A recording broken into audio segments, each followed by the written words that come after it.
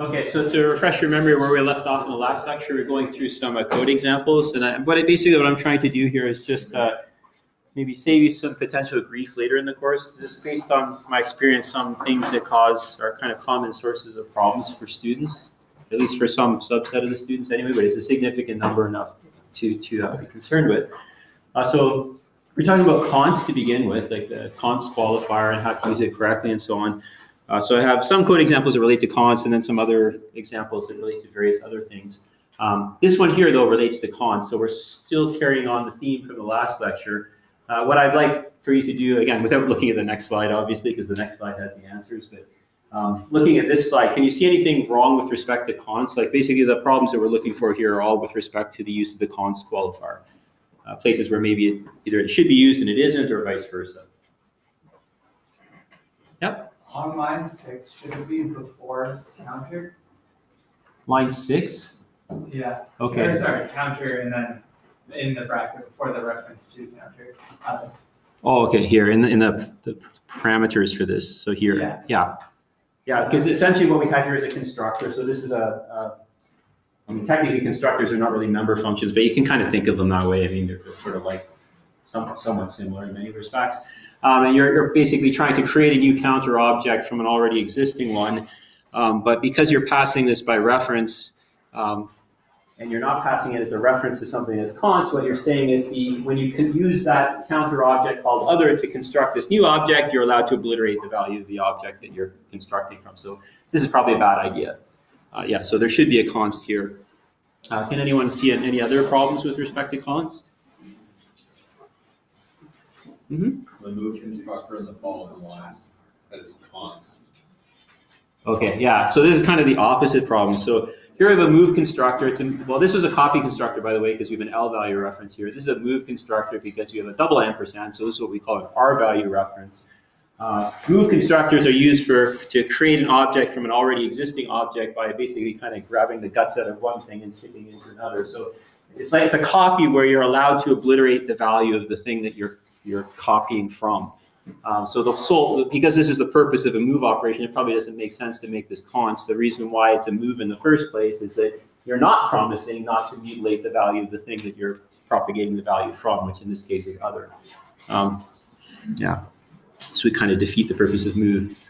Maybe just one other thing. I mean, there's a bunch of things here, but maybe not to belabor the slide too much since people seem to be kind of catching on, or either that or maybe just losing interest. Maybe just another example here, because these are kind of the more serious ones in some sense, because maybe the ones more likely to get overlooked. But if we look at, for example, the get count member function, so this is like a counter type, and you can do some basic operations like create a counter, you can increment the counter, you can get the count to the current count of the counter, and this is what this member function is supposed to be doing. It gives you the current count, and you can see it's just returning C underscore, which is a data member that holds the current count. But one thing that's important to remember with non-static member functions, basically by non-static I mean member functions that actually operate on an object. In other words, there's the this variable in C++, which is a pointer which points to the object that you're operating on inside of a non-static member function. This is a pointer. And what do you have to remember about pointers? Anytime you have a pointer, you have to be careful about const in what respect. I mean, pointers, basically the pointer and the pointee could be const or not const. In this case, we're not really worried about whether this is const or not. I mean, this is kind of beyond the scope of what we need to worry about here. What we're interested in is the pointee, the thing that this refers to. In other words, star this. Star this is the object that we're operating on inside the member function. Can we modify it or not? In other words, does this member function make the promise that it will not change the object it's operating on? Well, if you look at what the function is trying to do here, like in terms of the API, it's getting the value of a counter. So like, even without having any comments here saying what the API is supposed to do, would it, in any reasonable world that you could possibly live in, any reasonable universe, could it ever make sense that getting the value of a counter would change the value of the counter? I mean, why did you get it in the first place? If getting the value of the counter can change its value, well, then the value you get back doesn't mean anything because it might not be the same as what it is now anyway, because it could have just changed it, right? Like, it doesn't make any sense ever that it could change the value of the counter. But the code here is saying it changes it. Well, or at least it's not making the promise that it won't change it. So in other words, what's important to remember when you're writing non-static member functions is there's always an implicit parameter, which is this, or star this, the object that you're operating on. And it doesn't appear, it's easy to forget because it doesn't appear formally in like between the parentheses here. You look at the parentheses, you go, oh, it's not taking any parameter, it's not taking any arguments. It is. Every non-static member function always takes an implicit parameter, which is this. You can't get rid of it, it's there. And it's a pointer. So there's the issue of whether the thing it points to is const or not. Because we don't say, the implication is that the thing it points to is not const. We can modify it. So this member function is saying, hey, I can change the value count, which is probably not what we wanted. So what we need to do is we need to add in a const. Because the implicit parameter like this doesn't appear in the parameter list here, well, we can't put the const in the parameter list because this isn't in the parameter list. So the syntax of the language says that the place that you put the const is right here. It's like between that closing parentheses and the opening brace bracket for the function here, or if it's a declaration, basically just after the closing brace bracket, or sorry, closing parentheses, you put const. So there's a missing const here. It should say const. And what that says is this parameter, the implicit parameter, it points to a constant object. In other words, this function is promising that it will not change the object it's operating on. And this kind of causes a domino effect. Like for example, if we leave the const out here, then for example, if we did something which would be perfectly sensible, like down in the code below here where we have this counter 0, because we called the counter 0, probably our intention is we're never going to change it to something else other than 0. So probably we want it to actually be a constant counter so that we can't accidentally change the value. So probably we want to say something like const counter 0. But if we did something like this, then if we tried to get the count for this counter, it would give a compile error. Because if we made this const, but we don't have a const on this member function cannot be called for constant objects because this member function doesn't promise it won't change them. And the compiler will say, hey, I know what you're doing. I'm smarter than you. You're trying to create some sleazy backdoor way that you can change something that's constant. We'll say, no, I'm not going to let you do it. I mean, you're not really trying to do it here because obviously this function getCount doesn't change the object. You can look at it by code inspection, but it doesn't matter. The compiler says, if it doesn't say, I'm assuming it will. End of story, nothing to discuss. And because of this, it won't let you call that function. You get a compile error. Mm-hmm. Could you have a get count that doesn't have the const after the brace, and also a get count that has const? You can overload on const. So you can have like a const and a non-const version of a member. This is a perfectly legitimate thing.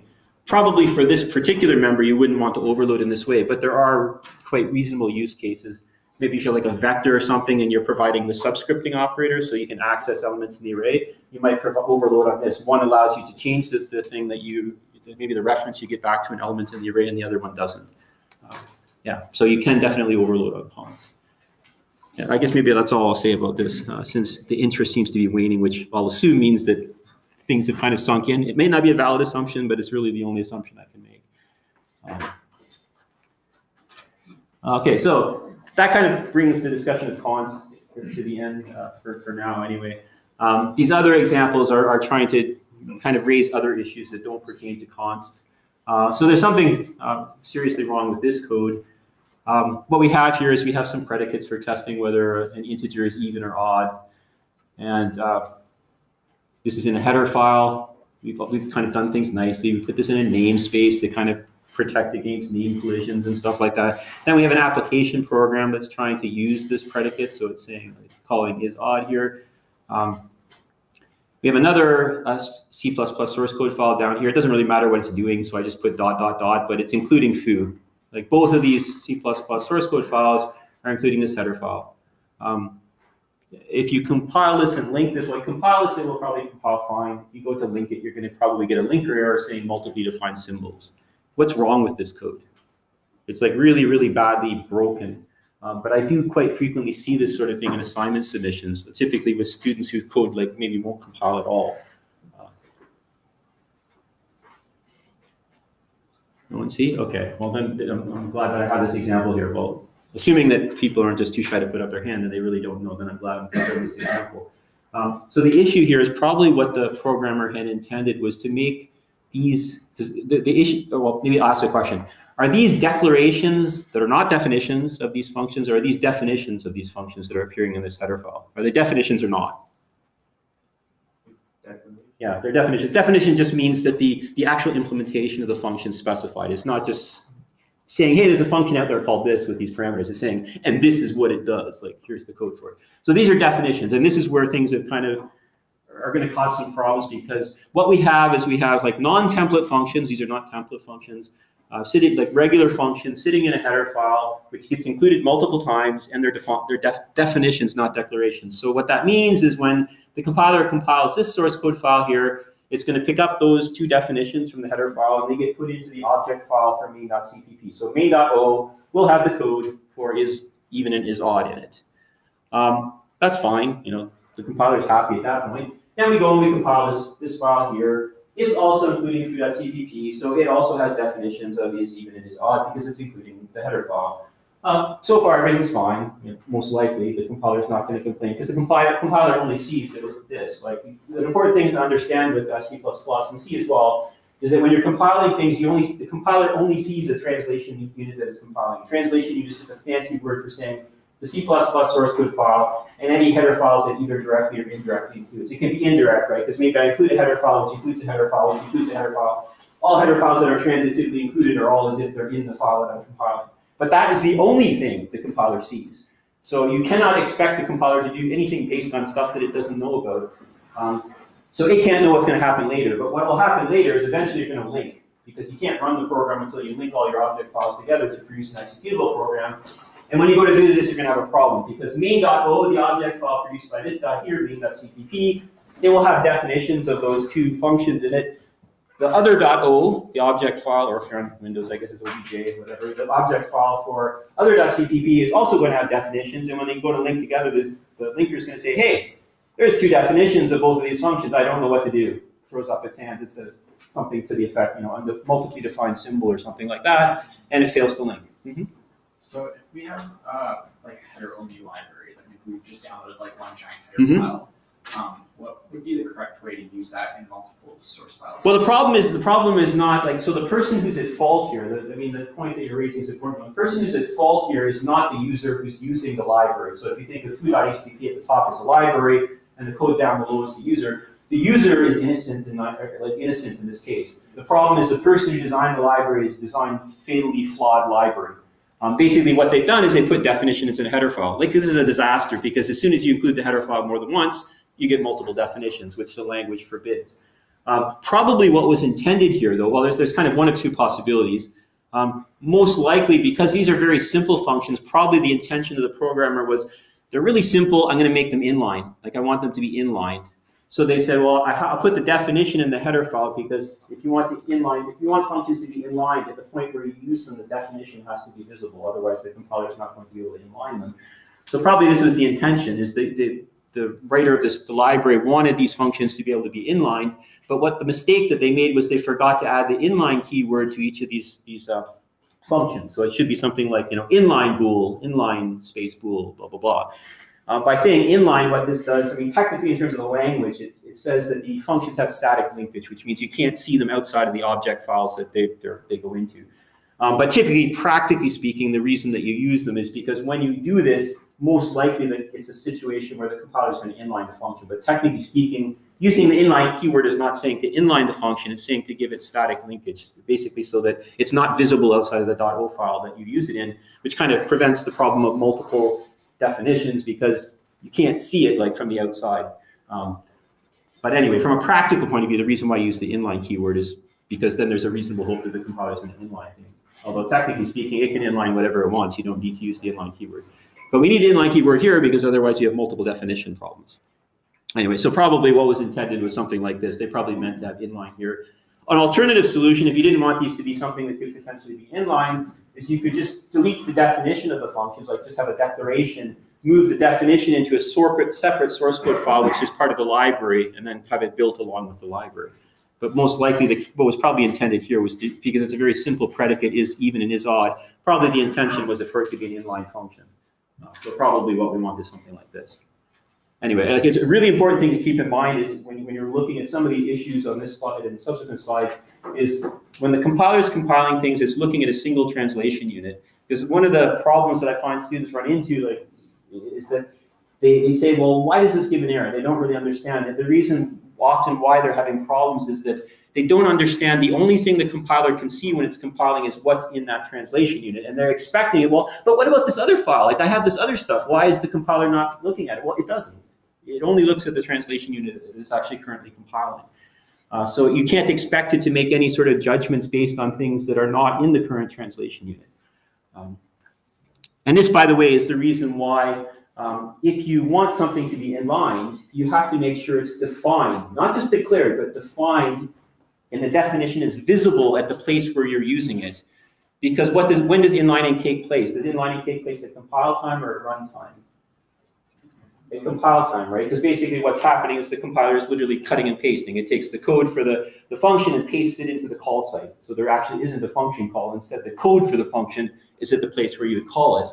It has to do this at compile time. So if you're saying I want this function inlined at the place where it's trying to generate the code for that function call, it needs to see the definition so it knows what code to paste in at the call site. So this sometimes causes some confusion for students as well. Like when you're inlining functions, the definition has to be visible if you want any hope that the function is going to get inlined. And actually, I think the language actually requires it. Although if you don't do this, then probably what happens as long as there's some function with external linkage elsewhere, it will probably get picked up, but it won't get inlined, which is probably what you wanted. Anyway, enough about this particular example. Maybe another kind of yeah, this is a different example, I think. I hope it's not just a duplicate. Yeah, I think it is subtly different from the previous example. Oh yeah, the definitions are gone now, so we have like declarations here. Okay, so it's somewhat similar to the previous example. I guess the main difference, I was kind of struggling a little bit here to see what the difference was. These are declarations here. They're not definitions because we're not giving the actual body of the code for these functions. This code has different issues. Yeah, anyone want to take a stab at what's wrong with this without looking at the next slide, which sort of gives away the answer? Inline is used without a definition. Right. Yeah, and this is a problem, again, for the reasons I was describing before, like because when the compiler, so if you imagine now you're the compiler compiling this to try to make it kind of clear why this is a problem. When the compiler is compiling, so suppose we're compiling, I guess let's see which one we do this one. We'll look at it. I mean, we have the definitions here, so I guess the issue is probably looking at app.cpp. So at the bottom, we're compiling app.cpp. Well, we include IO stream, that's not very interesting. We include foo.hpp, so up above here, we're picking up the declarations, not definitions, but declarations, well, declarations that aren't definitions, of the functions is, even, and is odd. So because we have the declarations, it's valid to call these functions. So the compiler's kind of happy to begin with, I mean, because we have declarations of these functions. Like the general rule in C++ is you can't use a symbol unless it's declared. It doesn't have to be defined necessarily, but it needs to be declared. So we're good there. But then also it notices, well, the person's saying inline, so it wants to try to inline the function. It basically wants to generate the code and put it in the object file for app.cpp, in other words, app.o. The problem is it doesn't know what the code is. Like effectively what you're asking here is please inline this function, at the place where I call it, paste in at the call site, the place where I'm calling it from, the actual code, but hey, what? Guess what? I'm not going to tell you what the code is. Well, how does it know what to paste in? It doesn't know, right? Because you might say, well, wait a minute, the definition of the function is here. Yeah, but it's not in the current translation unit that's being compiled. When we compile this, all the compiler can see is what's in the header files that are included in the header file, what header files are included by those header files, and so on, and what's in the actual source code file. But this thing is not included either directly or indirectly, so it doesn't see the definitions. They're not visible, and yet you're expecting the compiler to inline the function. But obviously it can't do that because it doesn't know what the definition is. I think this is actually technically illegal in the language as well. If you have an inline function, it must be defined at the point where you use it. So this can be fixed relatively easily. Just move the definitions into the header file, and then this is fixed. So this is kind of the opposite from the previous problem, which is you put definitions but forgot the inline, and then this is kind of the dual to that problem. Maybe a different example here. So this is some code with templates. This is another kind of problem that I often will see with students who are writing template code. So here we have, like, again, the top header file and this foo.cpp, they kind of constitute a library, the top two files. And then the bottom file you can think of it as someone who's using the library. And let's see what's going to happen here. I think what's going to happen here, probably you're going to get a linker error when you try to link. So if we focus on the compilation of app.cpp at the bottom here, so this is like the user's code being compiled, it's trying to use a symbol called ABS and the namespace foo. In order to be able to use it, it has to be declared. So we look up above in the header file foo.hpp that was included. Yes, it's declared. So the compiler's happy. It goes, well, I'll let you use the symbol because it's declared. But because in the case of this thing that we're actually using, foo.abs, the thing that we're using up here, because it's a template and the definition is not visible at the place where we're using it. This is a declaration of the template, not a definition. Like the template function is declared but not defined, which is okay. In order to use it, it needs to be declared. It's declared, we can use it. But if it's not defined at the point where we're using it, the compiler will not generate the code for it itself. This is called implicit instantiation. Instantiation is just a fancy way of saying, tell the compiler basically takes the cookie cutter template and stamps out a copy of that code for the particular template parameters that you plug in. It's basically generating the code for the template. And there's kind of two ways that this can happen. Implicitly, whereas when you use the template, if the definition of that template function is available, the compiler will just say, hey, he's using it. He or she's using it, I'm going to generate the code for it, because obviously you're going to need it when you go to link. But in this case, the definition is not visible, so what's going to happen is the compiler can say, well, I don't know what the definition is, so that must mean that the user is taking it on, not the library, but the user of the library is taking on the responsibility of making sure that this, or possibly, I guess it could be the library, but someone elsewhere is taking on the responsibility of making sure that this template gets instantiated for the particular template parameters that are being used here, which I guess would be, well, since this is a negative, or this is negative 42 is an int literal, so I guess the type that's going to be deduced for key is something like int. So essentially, at some point elsewhere, we're going to be instantiating the template for t, capital T being int. But this is not done. Nothing instantiates the template. Here we have the definition of it. When the library gets built, presumably this file will get compiled. When this file is compiled, nothing will happen. The template's defined, but a template is just like a cookie cutter for stamping out code, but we never stamp out any code. It's just, there it is, and the compiler ignores it. I mean, templates are only used, things only happen if you actually use them or you instantiate the template. So there's nothing to instantiate the template. So I think what will happen most likely if you build this is you'll get things will compile fine, I think, but you'll get a linker error because nothing will cause the code for ABS, for capital T being int, being instantiated. So there's two solutions to this. The thing that you probably don't want to do is there is syntax in the language whereby you can explicitly instantiate a template where you can say, even though I'm not really using it here, please generate the code for this thing anyway. And the kind of weird syntax we use is something like this. We say template, well, basically what this is an explicit instantiation of the ABS function, this guy up here, for the specific case that the template parameter is int. And then, so we're instantiating it for the case that the template parameter is int, and also the template parameter is double. So as long as the user of the library is only using int or double, everything is good because we think, as the library writer, we made sure that this template gets explicitly instantiated for int and double. But then what happens if they use, I don't know, a complex number or something like that? Well, then you're back to the same problem before.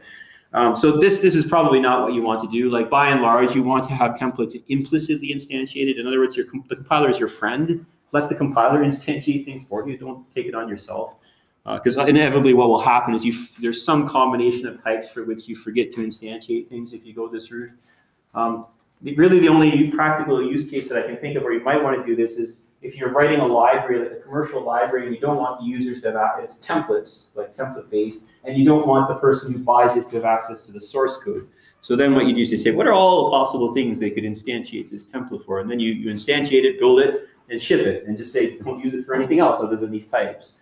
And then that way you don't have to give away the source code for the templates, template part of the library. I mean, that's really the only kind of practical reason I could think that you might want to do this. There's probably others that I haven't thought of, but that would be the main thing. But the better solution is just that the compiler's your friend, so let them instantiate things for you. So the easy fix is put the definition of the ABS function into the header file. So at the point where the user is using it in app.cpp at the bottom where they're calling ABS, because they've included foo.hpp, and foo.hpp has the definition, not just the declaration, but the definition, the compiler goes, okay, I'm using this particular template, and I can instantiate it. I can actually generate the code for it because I know what the definition is at the point where it's being used. So this would result in implicit instantiation of the template. And again, you really want to use implicit instantiation unless you have really some compelling use case, compelling reason not to do so, because it just makes code more brittle typically. Any questions? Yeah? Doesn't that lead to the same problem that we saw in the last example, where if you have another CPP file that includes foo.hpp, then you'll get double definition? Oh no, okay, so like templates are handled differently in the language. In this sort of situation, you're not going to, what will happen is you're correct in the sense that if I use foo.hpp in multiple C++ source code files, what will happen is each one of the object files for those C++ source code files will have a definition of this template in it. But it's handled a little bit differently. I mean, the way it's implemented in terms of linkers, the linker is that symbols can be identified as in object files as being weak references. And what happens is that if there's multiple of them, the linker goes, just pick one. Any one is okay. And this is kind of how things are implemented underneath, but this is not necessary to know. But the short answer to your question is it works. For templates are a different story. And they kind of have to be if you think about it, because if you didn't do things this way, probably, I guess, my gut feeling is probably you could never implicitly instantiate anything because you'd end up with multiple definitions all over the place. So templates kind of have to be handled differently. In terms of the implementation, the way it's done is that in terms of object files and so on, there's notions of like strong reference, like identifiers that have to be unique versus ones that are weak. And weak ones can be replicated, and then the assumption by the linker is if you have a weakly named identifier, if there's multiple of them, you assume that they're all equally good, so you can just pick one. And this is the way it's implemented in terms of like template functions would be like weak ref, I forget what I called it. Weak is the identifier or the modifier that's used to describe them. Anyway, and they could be duplicated. But you would run into problems, for example, if you had this template function defined in different ways, and then you instantiate it multiple times, and then the linker just picks one. If they're not all the same, you have a big problem. So you want to make sure that you don't define the same thing differently in multiple places. So this can still lead to problems, but it's a different kind of problem, and it's probably a more rare thing. But I have encountered it, and it can be a nightmare to try to figure out what's going on. Yeah. Any other questions? Okay. Yeah. So this slide here just kind of summarizes like some of the things that relate to essentially where declarations and definitions go. So like in order to use any function, it needs to be declared before you can use it. If the compiler doesn't know that a particular identifier is the name of a function and what's the return type, what are the number of parameters and their types, you can't call it. So it needs to be declared. So because of this, you're probably always, if you have some library where the user, it's part of the external interface, some functions, their declarations are going to need to go into the header file because the user won't be able to call those functions if they're not declared. I mean, they could declare them themselves, but if you make the users of your library declare all of the functions in your library so they can call them, it's clearly a very bad design, right? So typically the declarations would go in the header file. Inline functions have to be defined at the point of use. So at the place where they're being used, they must be defined. It's not good enough they're just declared. So if you put inline functions in a header file, you're also going to want to put their definitions there as well. And this doesn't cause problems with multiple definitions at the linker level because of the fact that the inline keyword makes things have static linkage, which is the thing that prevents multiply defined symbols. Essentially, the symbols are not visible outside of that object file, so they can't cause collisions. But again, that's kind of implementation stuff about linkers, which is not important for the purposes of this course, but just in case you're interested. What else do I want to say? Yeah, so because of this, typically, if you have some inline function that's part of your external interface for your library, then typically you put the definition in the header file, not just the declaration. Template code is a different story altogether. Templates have to be defined at the point of use if you want implicit instantiation of those template functions. So typically, if you have template functions, you put them in a header file, most likely they're going to be defined, not just declared. Because if they're only declared, that means that the user of the library is going to have to instantiate those templates manually, like explicitly, or you have to do it as a library writer. And then that can cause problems. By point of use, you mean in the translation unit? Yeah, it's compiling some code in a particular translation unit, and then you try to use that template function. At the point where you're trying to use it, if the definition is not visible, then the compiler can't instantiate it, and then you're down the road of you're going to have to explicitly instantiate it yourself. And if you don't, then you basically are just missing a function when you go to link at some point. You can get a linker error. Let's see what else I want to say here. Thou shalt not define functions more than once. So like some of these rules here are kind of necessary. Otherwise, well, for some of the code that you write in this course, you might not run into problems necessarily because sometimes you're just including a header file once. Like there's only one other source code file, so you might not run into the problem of multiple definitions if you have definitions of functions, non-template functions in a header file, but you only include that header file into one C++ source code file. It's a really bad mistake. It's wrong, but you won't get a linker error because you're only creating that definition once because you only include the header file once. However, if you're in any real-world application, like nothing is ever just one source code file, and you're going to run into problems of multiple definitions if you have definitions of functions that are not template functions in a header file. Anyway, so yeah. So unless something is inline, a function is inline or a template, you don't want to have a definition of it in the header file. Otherwise, you'll get multiple definitions. Probably just a declaration would be all you want. Mm-hmm. So to clarify, it's the linker, not the compiler, that would complain about multiple definitions? Yeah, the reason why is that the compiler, when it's compiling things, all it sees is the translation unit that it's compiling. So what happens if there was multiple defined symbols in the, like if you define something multiple times in the same translation unit, well then the compiler could complain.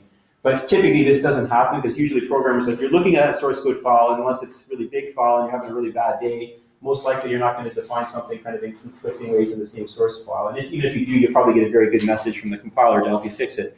But if things are in separate translation units, like separate C++ source code files, because the compiler only sees one at a time, it has no knowledge with which it could say, hey, there's a problem over there, like in another source code file. But the linker, it sees everything, because you say, here are all the object files for my program, link them together, and then it goes, oh my god, this thing's defined 15 different times, I don't know what to do. So it would be at the linking time where you would have a problem. So does the compiled code still somehow leave the definitions, or like the names of the definitions for the linker to see? Yeah, like if you get into any details about like what's actually in an object file, like it's not just code. There's like symbolic information because there's like the names. Like there's a lot of information about like what the names of the different identifiers. Also information about what they are and so on and sort of in there as well. If you have debugging turned on with the compiler, then there can be like reams of other stuff as well. So yeah, there's like a lot of metadata essentially in an object file. Otherwise, there would be no way for the linker to actually do its job because you just have this blob of bytes. It's like there's maybe 100 different functions buried in there somewhere. Where are they? I don't know. What are they called? I don't know. So yeah, there's like a lot of metadata essentially. Mm-hmm. Is that a question or just okay? Just stretching your arm. Okay. Any other questions? Okay. What's wrong with this code? So what we have here is, like, again, you can think of the top two files, foo.hpp and foo.cpp, as like very simple, trivial little library. And then app.cpp at the bottom is some user of the library that's using this foo library. And the library doesn't really provide very much. It just provides like a logarithm function. You can compute the logarithm. But because the designer of this library anticipates that users might not always want to use a particular base for the log, like it's not always going to be log base 2 or not always going to be log base 10, so they give the flexibility of seeing what the base of the logarithm is. So this is computing log base b of x, essentially. And of course, there's a standard formula. If you look it up, you can compute log base b of x just by dividing the ratio, taking a quotient of two logarithms. But the designer of the library anticipates that their customer is going to be using log base 10 a whole lot more than log base anything else. So what they've done is they've provided what's called a default argument. In C++, you can provide defaults for arguments for functions so that if they're not provided, it's just automatically provided on your behalf for you by the compiler. So this is a syntax that's used for this. So essentially what this is saying is that if no argument is provided for b, then use the value 10.0. So effectively, in this particular case, it's going to be defaulting to log base 10 if you don't give the base, which seems like a reasonable thing to do. And then we have some code down here, user code, which is using this logarithm function. In this case, we're doing like log base 2, so it's like computing log base 2 of 16. And then here, it doesn't provide a second argument to the function, so this is going to, it should use the default argument of 10, right? The problem is this is going to result in a compiler error, and essentially the compiler error that you're going to get is the compiler is not going to like this function called here, the one with where you're calling log is just a single parameter. And then you want to see what the issue is here. Mm-hmm. You define a function taking two parameters, so the compiler doesn't see that you give it a default value. The compiler doesn't. Yeah, I think you're kind of saying maybe in slightly different from what I'd use, but I think you expressed the basic essence of things, which is that I mean, essentially, this default is in the wrong place because when you're compiling this file here, again, remember, all the compiler can see is what's in the current translation unit. So like in the source code file, it's compiling, and anything is either directly or indirectly included. So the important thing here is what it doesn't see. It doesn't see what's in foo.cpp because there's no way, it doesn't get included through the header file or anything else. You're including IO streams, so it sees all the types of IO stream and stuff it includes, but that's not going to include foo.cpp. Including foo.hpp also doesn't include foo.cpp, so you don't see foo.cpp. Where is the only place that the compiler would have any indication whatsoever that there's a default argument for this function? Well, it's in foo.cpp, which it doesn't see. Therefore, it doesn't know that there's any default argument. Therefore, when you try to call it with only one argument here, it goes, wait a minute, there is no such function. The only function I know of that's called log, and these two arguments, you're only giving one, compiler error. So really the problem here is that if you have default arguments, the default arguments in principle are part of the interface. They're not part of the implementation. And if you want to think of it this way, essentially this is giving the implementation. Really, this equals 10.0 should be in the header file. And by putting it in the header file, it allows the compiler to see at the point when this person is using it down below in app.cpp, the compiler sees the default value, goes, oh, there's not one provided, okay, I'll provide it. But if you put it inside the implementation file, the compiler has no way to see it, it doesn't know it exists, and therefore you get a compiler error. In foo.hpp, if you use the syntax where you don't name the arguments in the declaration, you just provide a default value. Yeah, I mean, actually, well, I would argue, well, I don't know. I guess there's maybe differing opinions. Some people might argue that you shouldn't even put the names here. Like the X and B on that line is ignored by the compiler. I mean, it's not part of anything that's relevant to a declaration. The names don't matter. But if I left the names out, like, you know, imagine that this line here appeared up above in the file above. I don't need to have this B here. I can just say double equals 10.0. So the short answer to your question is you don't need the name, and everything's still okay in terms of default arguments. And the names are not needed up above here. Sometimes they're useful because users of your library may be looking at this header file. I mean, for log, probably you can figure out if it's log, there's two parameters, probably one of them is the base. But if this was a more complicated function, it might be helpful, and you don't have any decent documentation, it may be helpful. Just the names of the variables might give you some hope of guessing what the function does. So there can be some value to it, but as far as the compiler is concerned, it's kind of useless. It just ignores them. Can the default argument be, does it have to be in both the HPP and the CPP, or can it be only in the header file? No, well, I mean, here, essentially it's ignored here because the compiler is, well, like the place where it needs to know the default argument is the point where you're calling the function, because that's the only time that it would ever need to be known. Because like when the compiler is compiling this file, like the middle file there, the foo.cpp, it doesn't need to know the default argument because it's not, like the default argument would only be used if you're calling the function and you don't provide that argument, like it's missing. So like generating the code for the actual function itself, it's just going to throw it away. Like it doesn't need it at that point. The point where it needs it is the point where you're actually using the function, calling it. And this is why this is the wrong place. Like by putting it here, you guarantee it just gets thrown away, it's never used, and therefore it's going to cause problems if you rely on it. Whereas if you put it here, this is where it really belongs. And again, the way to think of it is, another way to think of it is really the default arguments are part of the interface of the library. Because it's saying like, if you don't provide this thing, this function has these parameters, these types, but you don't have to provide this thing if you don't want. If you don't, I'll provide this value for you. It's really part of the interface. So also thinking about it from that way, kind of ignoring everything about how the compiler works and so on, it sort of makes sense intuitively that the place that the default argument really belongs is in the API specification. So it belongs in the header file rather than in the CPP source code file.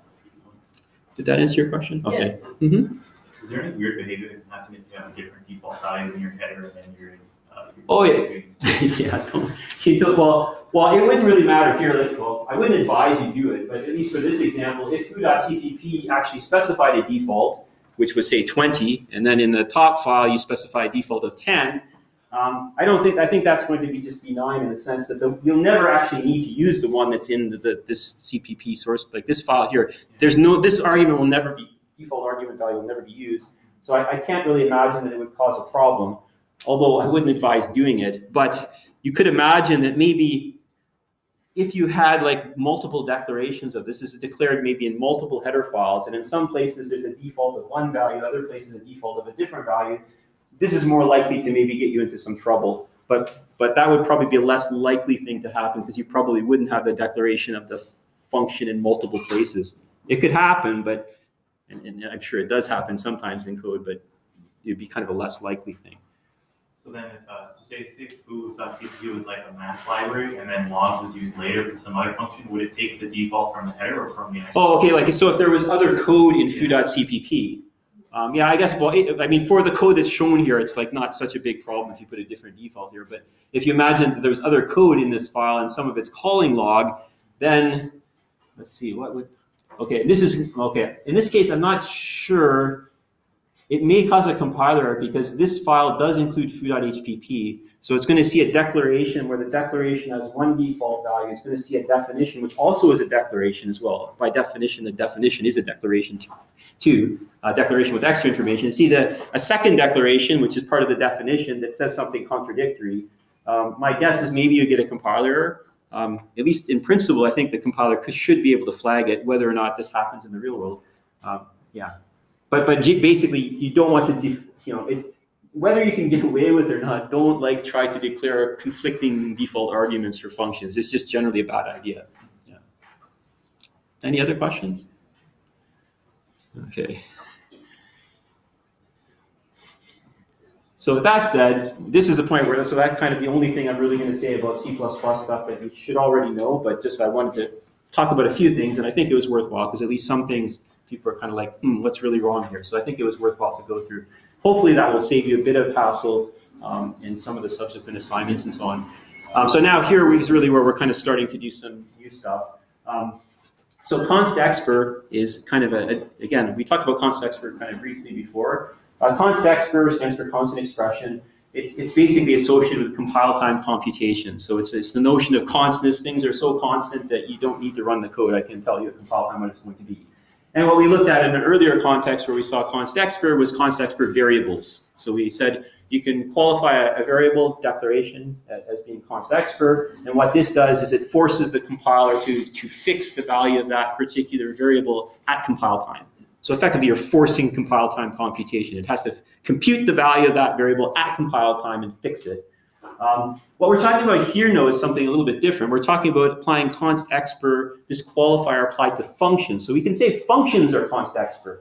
The semantics of this is a little bit different, but it's kind of still in the same spirit of compile time computation. So the basic idea is we can add a constexpr qualifier to a function, and what this does is that, subject to certain constraints, which is basically what's sort of highlighted here, provided that all of the arguments to the function are constant expressions, the compiler can compute this function at compile time in principle. So it doesn't necessarily guarantee that things happen at compile time, but it's effectively saying, like, in principle it could. And if you think about it, if you stop and think about it, if I have a function that I want to call, and I want that call to happen at compile time, in other words, I want the compiler to actually invoke that function at compile time, and maybe figure out what the return value of the function is, and then use it for some other thing at compile time. If I want that to happen, it's a necessary condition that all of the arguments to that function must be constant expressions. Because if you're calling a function saying, like, please do this at compile time, please call this function at compile time, and some of the arguments to that function are not compile time constants, in other words, they're not constexpr, how is that going to work? Like, you're saying, compiler, please figure out what the return value of this function is at compile time, but I'm not going to tell you until runtime what some of the arguments of this function are. It can't work, right? So this is the reason why, like, in the language, it says that, like, sort of as a minimum requirement, you must have that all of the arguments to the function must be constant expressions. Because otherwise, there's no hope of making this work, right? Because you would have to run the program to figure out what to do at compile time, which is not going to work. This is not a sufficient condition, though, because it turns out that there may be lots of things that you can do that you know, for example, suppose that I have a function that prints hello world to standard output stream. Just ignores all the arguments of the function, it just prints hello world. This function can never run at compile time. It doesn't matter whether you're passing all of the arguments to the function being constant expressions or not, because actually outputting to the standard output stream requires that you run the program, because you don't know what standard output stream is going to be referring to, right? It could be a file. If so, which one? There's thousands on my computer. I don't know. Maybe it's not even one that exists yet. It could refer to a device, a socket, a network connection. You don't know. So, like, there's no way that you could make that work at compile time. So there's certain operations that, just kind of sink you in terms of compile time computation. I/O typically is one of them.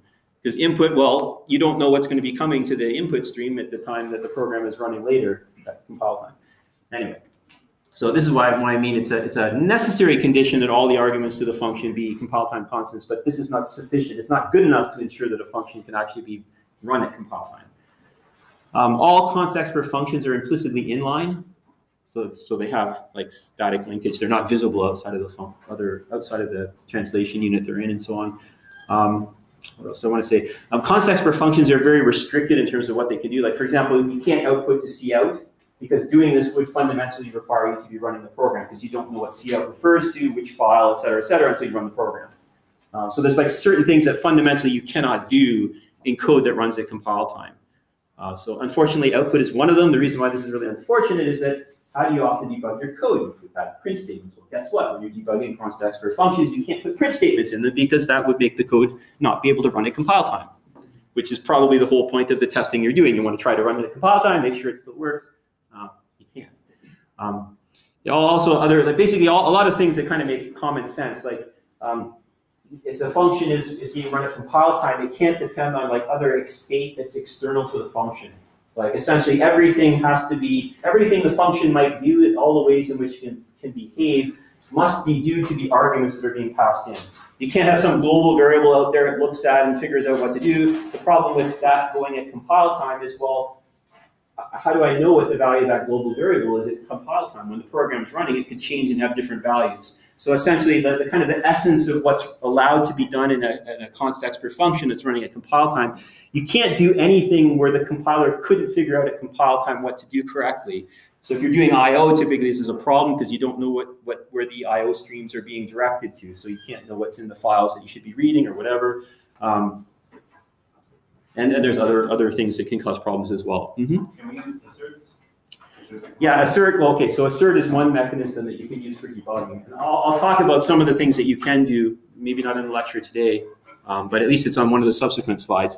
Because you do need some kind of debugging strategy when you're debugging constexpr code, because nothing ever works the first time. And it's not like somehow magically constexpr code just works. I mean, actually, Murphy's Law, it probably doesn't work. And then you need to figure out what's going on. Anyway, just to give a very simple example of how this works, I've been talking like a lot of mumbo jumbo, but not really giving a concrete example of how this works syntactically. So we have this factorial function here. It uses a recursive algorithm to compute a factorial, which is a bad idea from an efficiency point of view. But anyway, it fits nicely on the line. We flag this as constexpr. So this is a constexpr function. In order to make a function constexpr, it must be possible that for some choice of arguments that you can give to the function, it's actually in principle possible for the code to run at compile time. So if no matter what I give to this function, it cannot possibly ever run at compile time. Like for example, maybe if I added a print statement in here that prints the value then you can categorically say this could never run at compile time, because in order to do the print statement, output to cout, I need to run the program. So one kind of mistake you might make where you try to compile code that's using constexpr functions is you get complaints something like, you can't do this in a constexpr function. This function is not a valid constexpr function. The reason being is that it's impossible ever to call this at compile time. So when you add that keyword, it must be possible for some choice of input arguments to the function that you can call it at compile time. But in this case, we can. I mean, as long as n was some kind of constant expression that's an int, we can call this at compile time. So this is a valid thing to do. And as I mentioned before, this is a good example because one of the things in C++ that's required to always be a constant expression is the size of an array.